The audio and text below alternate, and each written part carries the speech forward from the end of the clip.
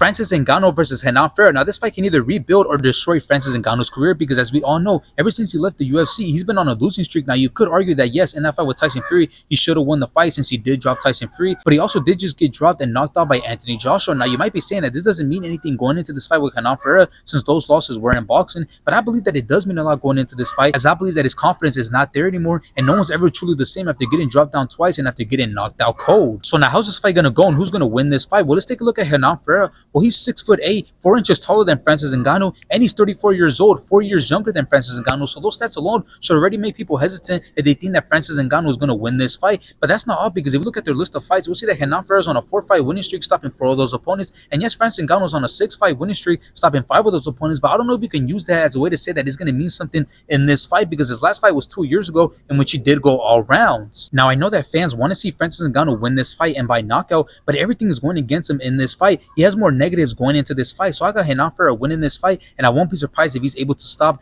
Francis Ngannou. Now let's take a look at their latest performances, in which Francis Ngannou fought Stipe for a second time, in which Francis Ngannou started off great in round 1. Francis Ngannou then dropped and knocked out Stipe in round 2. Nice counter right from Sanchez, who is now down and out. And after this, Francis Ngannou went on to fight Cyril Gane, in which both went back and forth, both had some great shots and kicks. Both of their striking and grappling was great, but Francis Ngannou ended up taking it by decision. And still!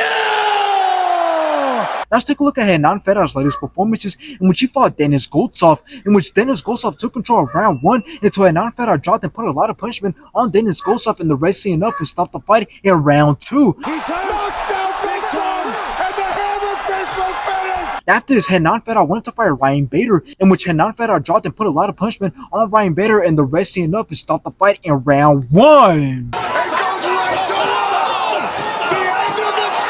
And based off their latest performances, I got Francis Ngannou winning this fight.